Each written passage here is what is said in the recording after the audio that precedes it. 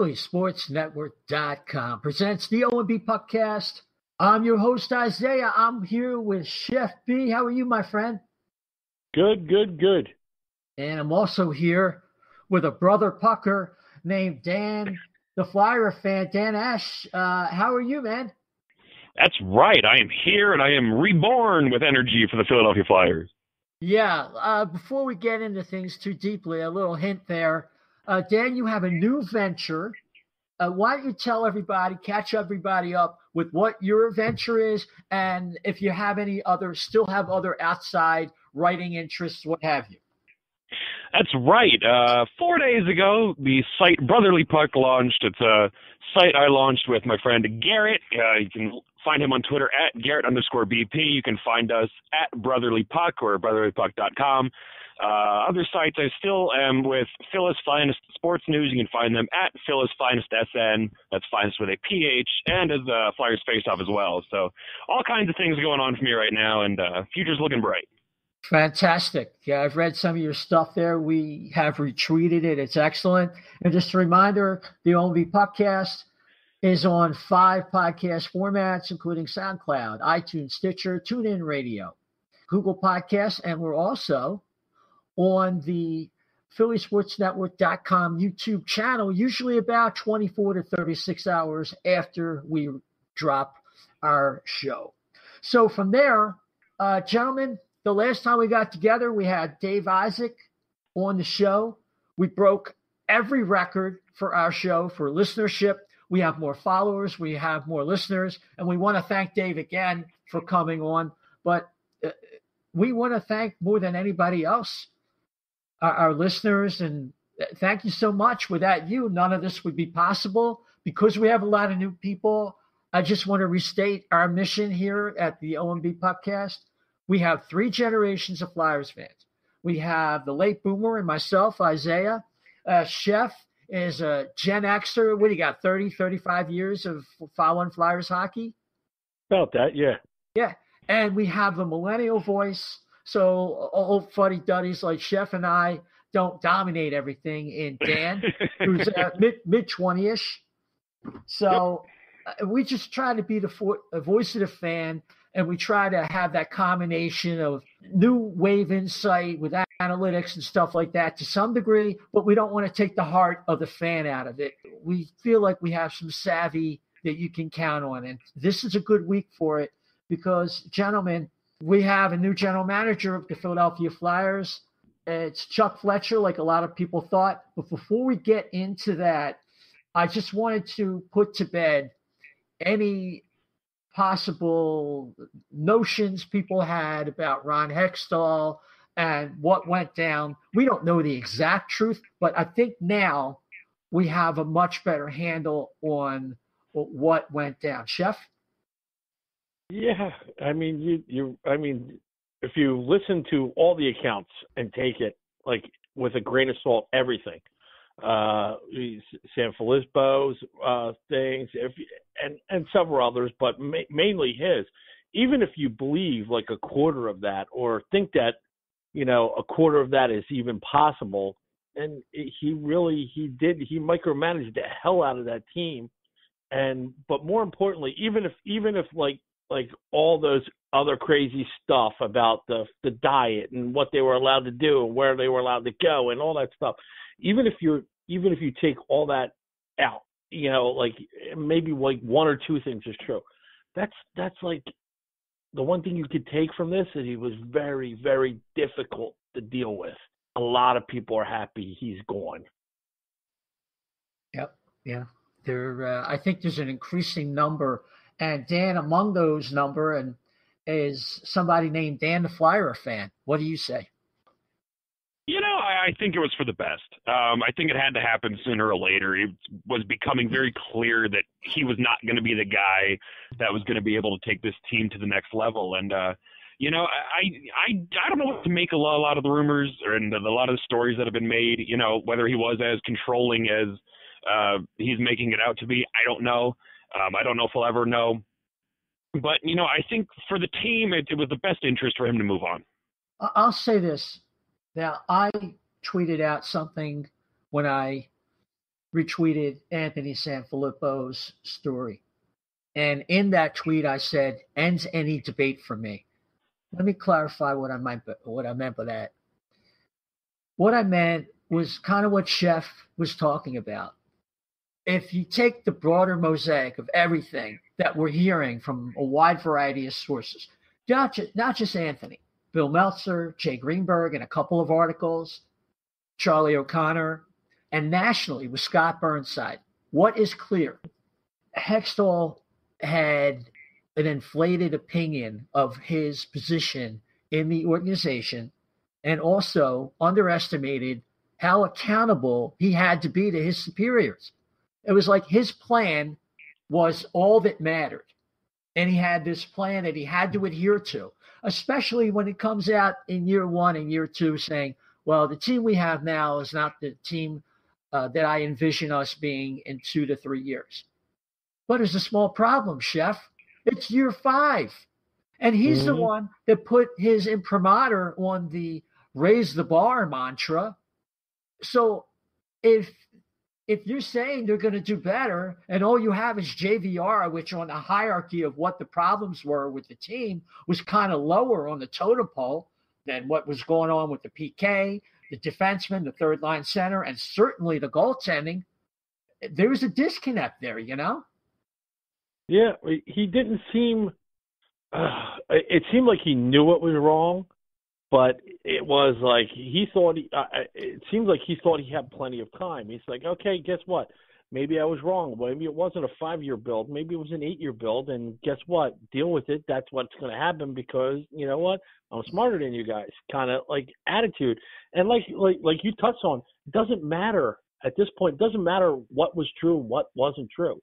The ultimate thing the ultimate thing to take away with it. He's very difficult to communicate with, very difficult to work with. And by all accounts, from like little pieces here, little pieces there, breadcrumbs, you figure it out. But if you're going to talk about things in your organization, you're going to control all that. You're the one in control, and you didn't address anything. You're a goalie. You were a goalie in your playing days, and you did not address the goalie situation. And here we are, 6 goalies into this season. 6 goalies in. Because he didn't address one thing in the off season for that.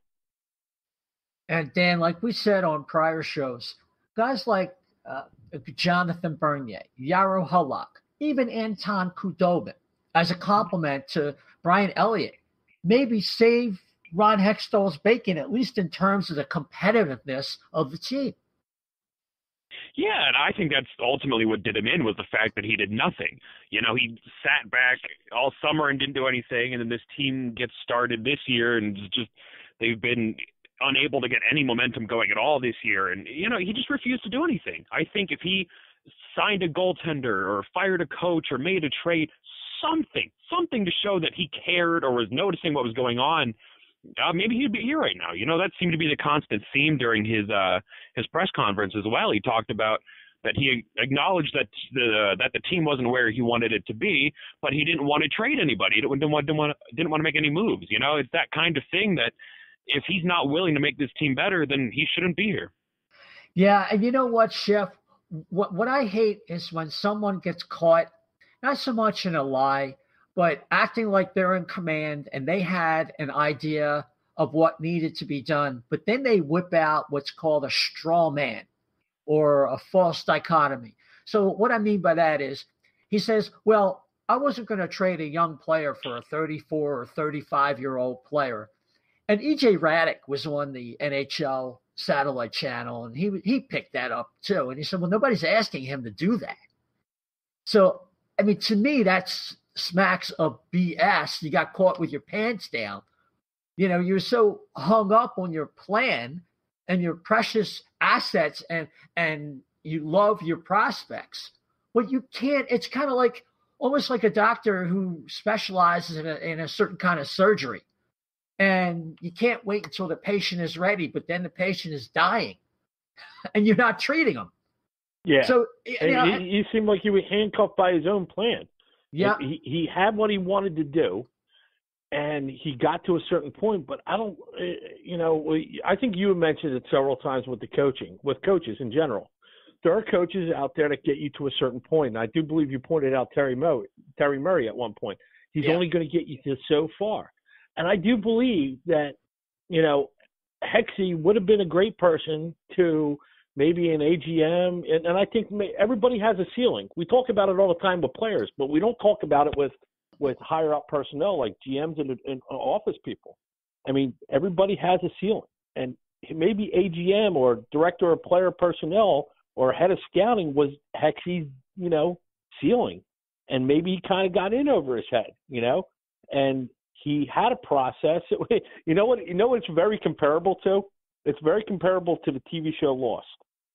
The first 3-4 years, great. But then he's like, oh, we didn't expect to we thought we were going to get canceled before this, so we don't really have an ending. And I think that was Hextall's plan. He didn't have an ending. He couldn't close it. He was in the same situation where, okay, well, I don't know what to do, so I'll just make, minor moves and get some draft picks and, draft good again because I know how to do that. Yeah. He kept going back to his old reliable. Yeah, or I'll call up Tyrell Goulbourne and he'll play 5 minutes because he brings spit and vinegar and he can't even spit far enough to affect the game. Now, there's so many things there. Yeah, we have the Ron Hextall story. You better put a trademark on that. Lost. GM tenure of Ron Hextall. I'll tell you what, though. As far as what's been going on with Ron Hextall and the Doubting Thomases who said this is chaotic, this is the Flyers are knee-jerking this and they're back to their old ways. Even Sam Carchidi today on the satellite channel, who was probably the biggest naysayer about this, and he would say, "Oh, the wrong guy got fired," and this and that. If you read his tweets, he even admitted that his inaction over the tenure of like the summer and into this year, draconian nature. Sam Carchidi let out another fact that I had not heard before. Hextall wanted to control what videos were shown on the website or at the Wells Fargo Center. Yeah, stay in your lane, man. You know what I'm saying? He developed a bunker mentality. And he had a real disdain for his superiors. And here's what it went down. And so we had the Hinkie thing going with his plan, but I think the way it went down, which looked chaotic, and we were talking with Dave Isaac last week, and I'll just wrap it up with this. It was very similar to Chip Kelly not making it to that Christmas party and blowing that off. And Jeff Lurie, if you recall, was at a point where it's like, I don't recognize my building. I don't like coming here anymore. This is my team. And this guy just disrespected me like this. This is not who we are. And instead of waiting till the end of the year, I said, no, I'm done. I'm out. I'm done. I'm firing this guy. I want him out of my bleeping building. I'm done. And I think what happened is that Paul Holmgren went to Ron Hextall and said, listen, you got to make changes. We just can't, we're getting killed out there. Gene Hart used to say, Flyers are getting schneidered. When you come off a 6-0 game like that with the Toronto game and you do nothing, then you're not, it seems, what are you saying to the fans? This whole fan base, and I wouldn't be surprised it went up to the executive level, all of us were demoralized. It's like we didn't know what to talk about anymore. Changes needed to be made, and until changes were made, it was like a waste of time. It's like the games seem irrelevant. Yeah. So I think that's why everything was so chaotic, because they hit that tipping point where Hexie crossed the Rubicon and he's gone. And his damage control at his press conference, I don't buy most of it, especially when he whips out the 34, 35-year-old guy he doesn't want to trade for. Hey, pal, nobody wanted you to, okay? So stop, whatever. Well, he did a great job setting things up. But like Dan said, he can only take you so far. Chef, you said the same thing. He'll get another shot, but he's going to have to convince somebody that he doesn't have such disdain for his superiors. He's not the owner. He's just a general manager and executive vice president of operations. That guy now is Chuck Fletcher. And Dan, what as we went through the process of looking at some of these candidates, what came to mind when you did some research and looked into the tenure of Chuck Fletcher? You know, it's funny, when I first heard the name Chuck Fletcher being thrown around last week, I was immediately worried, because when you think about the Minnesota Wild, the first thing I thought about was just a mediocre team, and they have been for quite some time. And while that's technically true, you know, I did a whole bunch of research, and there's an article up on Brotherly Puck now that I wrote last night, and it's up today, but it talks about Chuck Fletcher, and there's a lot of things that he did right. You know, he reminds me a lot of Paul Holmgren in the sense that he's defined by his negatives. You know, the trading Brent Burns and signing Suter and Parise to huge contracts, you know. But at the end of the day, he did a lot of good things for the Wild. And they, you know, they did get crushed in the playoffs. But, you know, the first 3 years that they made the playoffs under Chuck Fletcher, they got beat by the Blackhawks all 3 times. And 2 of those years, they went on to win the Cup. You know, there's no shame in losing to the eventual Cup winners. I think that in this scenario where he is here, he's in control. He has a nice foundation laid by Ron Hextall. He should be able to come in, and as long as he doesn't, you know, do anything too crazy, which I don't think he will, he should be able to steer this ship in the right direction, and hopefully, you know, build off of what he has. But he has a lot of work ahead of him. You know, he has a lot of things to fix, and hopefully he can take care of that. I don't think it's going to happen overnight. I don't think it's going to happen this season, but I would expect some big moves this summer. Yeah. Yeah, I think something could happen this year, but I was listening to Peter Tessier on the Hockey Buzzcast, and he said there's a third way, and it's something that Holmgren referred to during the press conference last week with Dave Scott. They're looking for something that they can go from, you know, in between the extremes of the reactionary Clark Holmgren era to the other extreme of the patience of Job with Ron Hextall. I personally think he really didn't know what else to do, because on the pro side of things, Ron Hextall wasn't that stellar. He hadn't proven it anyway. And they're looking for something in between. Like, you don't want to ignore obvious needs when solutions could be out there. So what Peter Tessier was talking about, if you do trade a 22-year-old for like a 28-year-old or a 27-year-old, make sure it's not a guy with an expiring contract. Make sure it's somebody who's going to be with the team 4 or 5 years and is going to help you going forward. So, Chef, what's on your mind regarding that?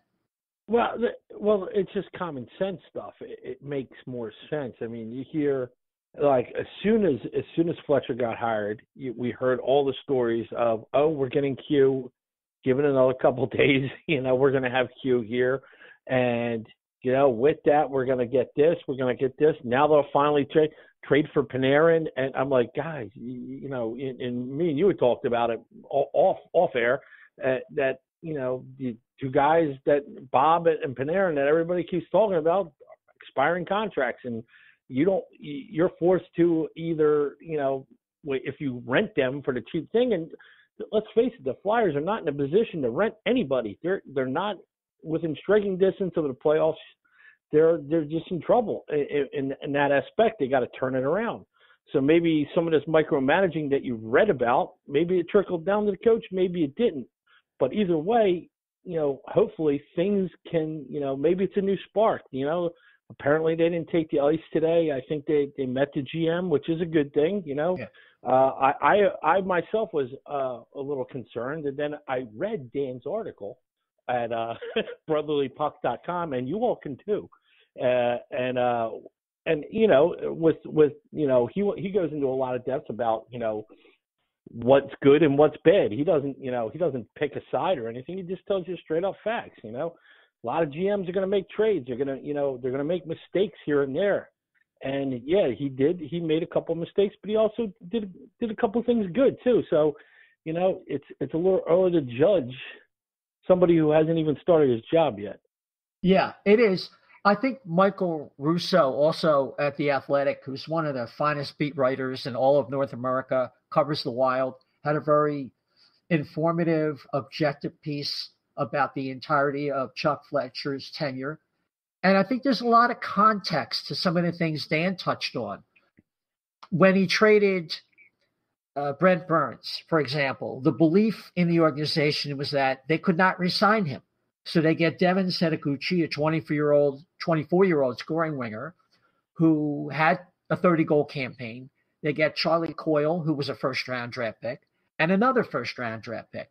So, of course, Brent Burns goes on to become a top 5 to top 7 defenseman. I think he won at least one Norris Trophy. But it's good to know that context. Also, with the free agent signings of Suter and Zach Parise, more context. Craig Leopold, former owner of the Nashville Predators, who had almost lost that franchise, was forced to sell it, goes into Minnesota in a better situation, more stability, and wants to go for it. So he's pushing his GM in that direction. So in a way, Leopold became like a Mr. Snyder. And, you get with 9 years on the job, you're going to have a record. Like Dan said, there's going to be some good stuff and some bad stuff. And you can get on him about it. But read Dan's piece and the Russo piece. The trade deadline deals for Martin Hansel were ugly. But by that point, he was barely kind of hanging on. They just couldn't break through. But give him credit. He hires Boudreau after giving Yo enough time. I don't want to see Mike Yo anywhere near the Flyers, by the way. No. And he steals Nino Niederreiter from the Islanders.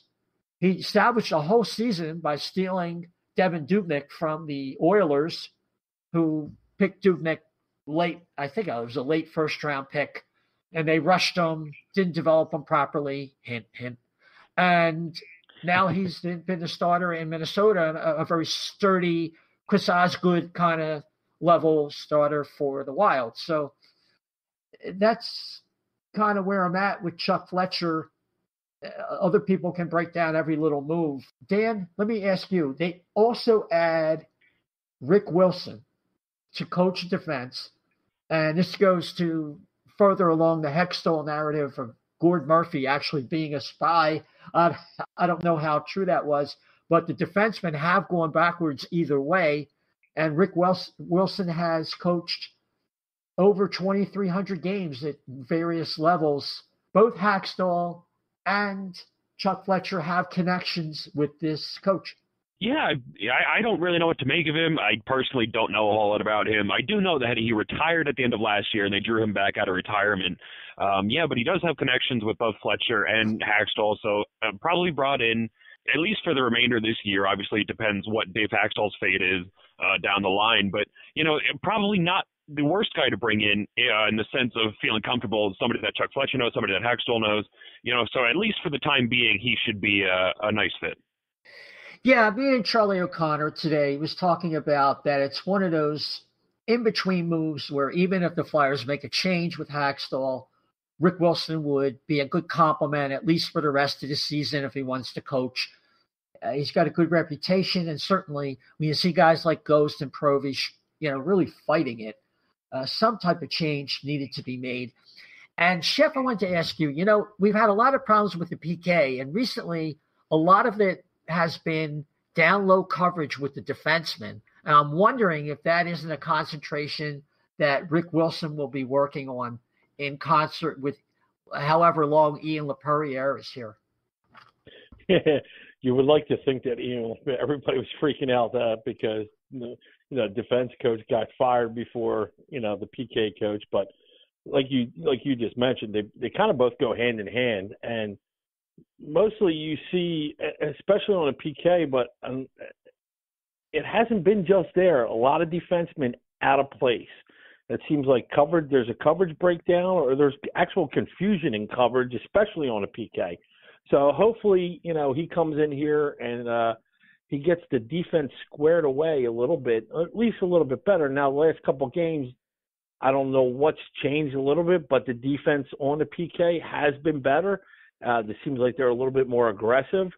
So I'm liking that part of it. You're not getting people a chance, but it's still that's pressuring from the forwards, and it's Giroux, Lawton, and Coots basically that are really carrying that load.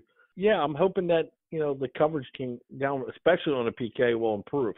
He needs something. There's no doubt about it. Let's do a brief overview, understanding that Chuck Fletcher will be introduced at a press conference. I don't know if it's tomorrow morning or early tomorrow afternoon. I'm not sure. But he did. I think I saw 12:30. 12:30. Afternoon. Okay. Yeah. Thanks for that update. Let's talk about his conference call, and then we'll get to Dave Hakstol. First thing that we seem to be getting from Chuck Fletcher is that he's going to evaluate things. He's not going to dive into any moves right away. He's not going to get rid of the coach. We'll talk about Hakstol in a little bit because that's the elephant in the room, I think. But he wants to evaluate everything, as just like when Hextall came in, when Berube was the coach, he let him coach. He evaluated the organization. I think Chuck Fletcher is going to do an abbreviated or truncated version of the same thing.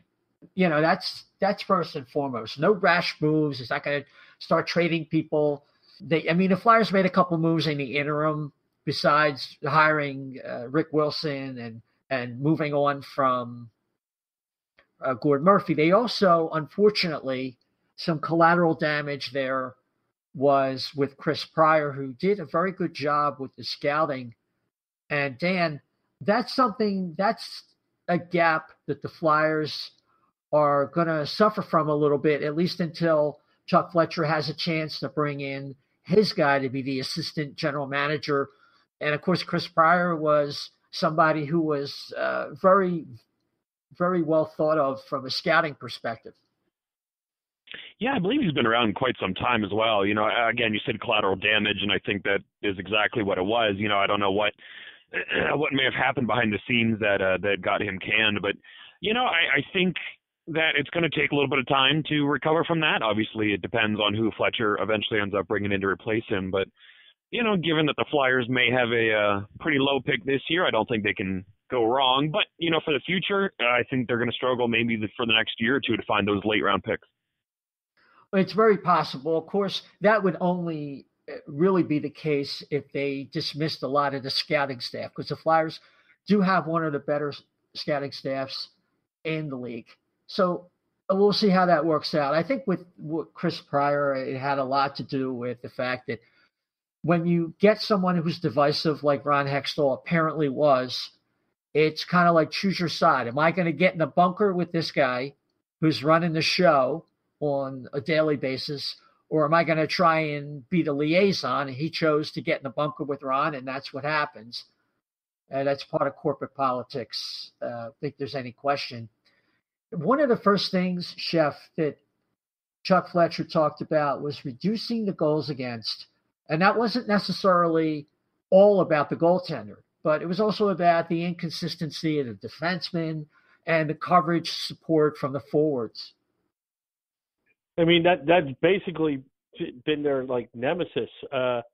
You know, even when they've taken leads in some games and they let other teams back in, I mean, you could just see the it's just basically inconsistent play. And I don't know if that hankers down to the coach or it's something that you can get the players. But when they lost to Ottawa in overtime and they were up, I mean, you could see their shoulders drop. You could after that, after the first goal to get it 3-2, and you're like, oh, you could just see their shoulders go down. You just saw people like, oh, it was in their heads already. So I don't know if it's a psychological thing or what at this point, but hopefully that big win in Pittsburgh maybe turned everything around. I think it was that they needed that more than anything. Yeah, that was a hell of a game, a good road victory. I mean, territorially, they didn't go their way, but believe me, we'll take that game every time. But it's one of the other things he talked about, obviously, was seeking stability in the net. And Dan, it sounds like they're going to give Stoli every chance to try and take that other spot to complement Brian Elliott. And I think at this point, why not? Yeah, I mean, really, first of all, what other choice do they have? And second of all, I'm so glad Stoller is finally getting a chance. You know, he was obviously with the injury last year kind of derailed his career, but when he was up in the NHL 2 years ago, he wasn't really given a fair shot. So I'm glad that he's going to be given an opportunity. And, you know, they don't have a whole lot of options at this point in terms of goal without going outside the organization to find somebody. But, you know, they just kind of hope that this makeshift tandem here kind of holds on for the year until they can address it properly. Yeah, I just look, the chance to get somebody was over the summer. They blew it. Hextall blew it. No question. That's case closed on that. And they're just going to have to see what they can do. Maybe a team that has a solid starter and a good backup that has a young, ready to come up, prospect. Maybe the Flyers could get a backup like that. But I think that ship has sailed. I mean, I heard some rumors of maybe the Flyers taking a look at Jonathan Quick, but he's 32. He's got 4 more years left on a deal. And for what it would take to get him, even if he was available, and that's the kind of trade I would not want to make. But neither would I. He's had injury issues as well, and he's playing behind a pretty good LA defense. I don't know what he would do behind this porous Flyers defense. Yeah, I mean, that's the thing. He's really been hurt a lot. So the last thing I wanted to emphasize was we talked about replacing Chris Pryor. He wants to balance what they have now, not throw that away, but also try to improve and take that so-called third way, like the Flyers referred to at the press conference last week with Holmgren and Scott. And he's well positioned to do that. And I think it was a classy move to thank Ron Hextall for doing what he did and saying he did a really good job laying a foundation. So, I mean, that's how I look at what went down at the press conference. But, gentlemen, we got to talk about Dave Hakstol. We had somebody tweeting at us. Do we really have to? Yeah, we do. Listen, he's going to be the coach, and he's going to get a chance to work his way out of this. But don't fool yourselves. Dan, he is under the gun. He's got to produce a turnaround, much like they needed a turnaround after the 10-game losing streak. And if you don't see something like that, I think as we get into January, I don't think sooner, but as we get into January before the runway is over for this season, he could be gone. Yeah, he really needs to kind of show something. He's got, this kind of saving grace in Chuck Fletcher that hopefully, that he's hoping to stick around a little longer. But, if he keeps putting out these duds, upsets like Ottawa or going back to Toronto or, it seems like they get blown out at least once a week anymore. If they keep that up and they don't show any kind of noticeable improvement, I think his days are numbered. Yeah, I really do. I think that Fletcher's doing the right thing. He's taking his time, doing his evaluation as he should. And if some of the rumors are true, not to dip back into that again, that Hextall did in fact interfere with some lineup choices, did have his spy in Murphy and all this, and maybe held back Dave Hakstol. I know it didn't make him dress Yuri Laterra, but as if Yuri Laterra is going to decide whether someone's a good coach or not. I don't think so. But maybe Hakstol operates in an environment where he feels like he has a little bit more room for creativity and freedom, and he gets about 3-4 weeks to show what he can do. Chef, I think that's all you could ask if you're Dave Hakstol. Yeah, at this point, it's show him. If you had any cards that were holding close to vest, you play them right now. You get this team. If you go in that locker room and it's your team. You've been here for 5 years now. It's your team. You got to show it. You got to do it at this point. But I kind of agree at this point. I think you're right. He did do the right thing by saying, "Hey, we're not going to judge you yet." But what's the old saying? New broom sweeps clean. So I think that's in the situation we're at. He's going to be under a little bit of pressure. They brought him in. It's not mid-season, but, in-season GM changes are rare. They're going to expect some level of activity. Obviously, Chuck Fletcher is not under tons of pressure. He's taken over for Ron Hextall in somewhat of a dysfunctional situation. And part of his job is to restore a certain order, a certain culture, and hopefully that will not be one that's profligate and reactionary. I think people overreacted to that, And I think I laid out a scenario tonight, gentlemen, where it's very plausible that what happened with the Flyers is very similar to what happened at NovaCare Center a couple of years ago. But so the Flyers, since our last show, lost to Ottawa, blowing that 3-1 lead, kind of typical of how fragile they were. Then they go in, what was it, Saturday night, and beat the Penguins 4-2. Wayne Simmons fights that monster, Jamie Alexiak? Was he 6'7", 220, 235, something? I don't know. And held his own. And Anthony Stolarz was solid in the net. And they come away with a badly needed victory. And that showed they had some spine. They weren't quitting on the organization and the coach like they did the week earlier in Toronto. So this is what happens. I noticed this with Brizgalov and following the team for so long. When you can't get a save and things aren't going your way in general, eventually you're going to see some quitting out there. And that's kind of what happened in Toronto. Fortunately, they got some saves with the Penguins, and you saw what happened. You give them a chance. It's not a bad team. They've been underperforming woefully, and I think they should be a playoff team. Whether they can do it or not, Chef, what's the prescription from here on out? I think you put your head down, you work hard. If not for your coach, for pride. I mean, just a little bit of pride, and you get it done. And if you guys feel like all of them said, like G said and Jake said and Go said and all those post game interviews and Simmer, if you say, we're not quitting, wait, now it's put up or shut up, because everybody's watching, everybody's expecting it. And you need to put your head down. You need to work. You need to listen. If you're, even if you're, like in a couple articles you read out there that the players didn't even trust the coaches anymore. Well, we're past that. You listen to the coaches. You do what you got to do, because they're fighting for their jobs too. Yeah.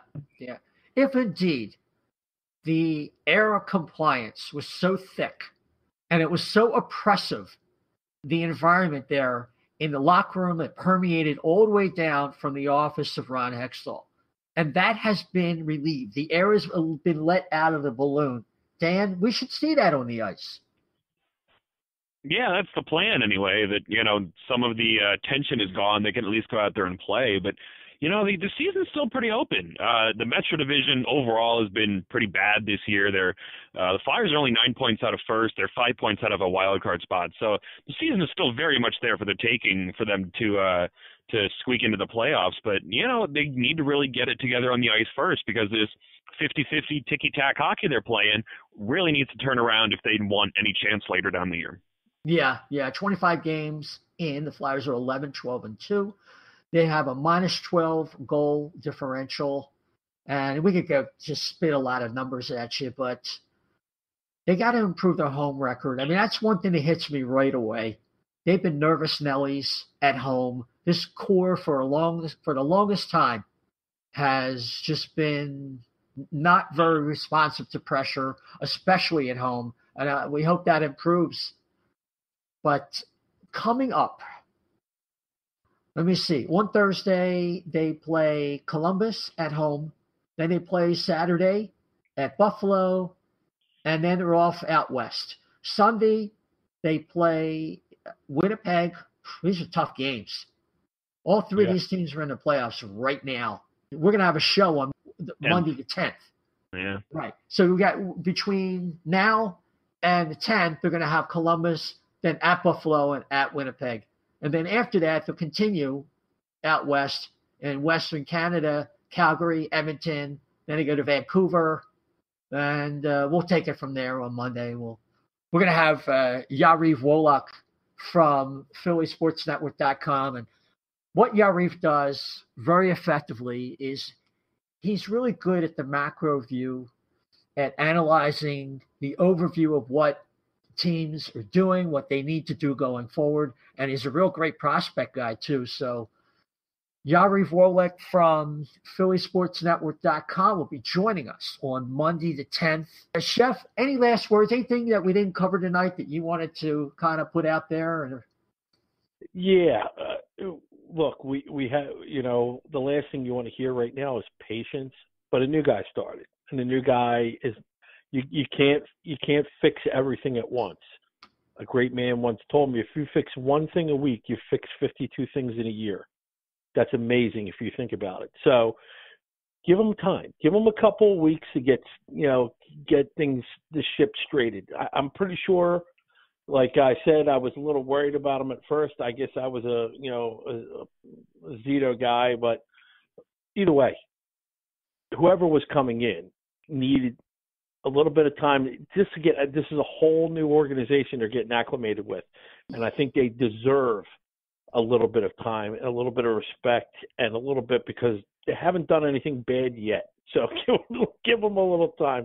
I know it's Philly we're talking about, but please, a little more patience. Yeah, now I can see that. Listen, just like a congressman who has a record that his opponent with no experience can run on and run against, it's easy to like a guy like Bill Zito. And I liked his profile, don't get me wrong. But I think in this situation, they needed someone who dealt with the ebbs and flows, and including with that, just some outright failures like Chuck Fletcher. He probably gave satisfactory answers as to what he felt he did wrong, how he would avoid the pitfalls in the future. And I'm hoping that he will he'll make good on that. Yeah, absolutely. I mean, knowledge is a sum of all your experiences. And if you look at everything you've ever done in your life, it makes you into the man you are, or the person you are, I should say. And for good or bad, they've affected you. Your bad decisions are just as important, and your bad mistakes are just as important as all the good ones you've ever made. Because without the bad ones, you wouldn't know what the good ones were. So, you take everything in hand, you take it in stride, and you hope for the best. Yeah, that's how you learn. You make mistakes, at least you grow and learn. And hopefully Chuck Fletcher has made his biggest mistakes with the Minnesota Wild. Dan, any final thoughts? Yeah, Chef, I believe the word you're looking for is honeymoon period. I think that's that's right. Is that our romance now with our GM? We're gonna. He, like I said in the article, this is not something that's going to be fixed overnight. And quite frankly, we're probably not going to see any changes at all till at least the trade deadline in March. Probably not again until much this summer. But, I think it's going to take time. I think patience is the right word, but it's a different kind of patience. It's not sitting on our hands and waiting for these prospects to, develop so we can get to the next draft. It's time to, be cautious, but start taking the steps forward to make this team back to being the Philadelphia Flyers that we all know and love. Yeah. Listen, if they traded Joel Farabee and got Nikolai Ehlers from Winnipeg, I'm not saying that's going to happen, but did something like that, what do you think? I'd cry? Of course not. Of course, yeah, no. It's a young player who's ready now for a future, and then you throw in somebody else or a fourth round pick. If you move the needle a little bit, they have a backlog of prospects. I'm ready for something like that to help them out. I'm not saying something like that's going to happen, but I think that's kind of how most fans feel. Like, you know what? We don't want to trade that kid, but if we could get a young guy who's going to be with us for the next 7-8 years, damn straight. Yep. All right, absolutely. Folks. Yeah. The OMB Puckcast, like I said, we'll be back next Monday, the 10th. And until then, just remember, we're on 5 podcast platforms: iTunes, SoundCloud, Stitcher. You know all the rest. If you could rate and subscribe to our show, we'd really appreciate it, especially iTunes for people who have access to iOS. We'd really appreciate it. And until then, everybody, take care.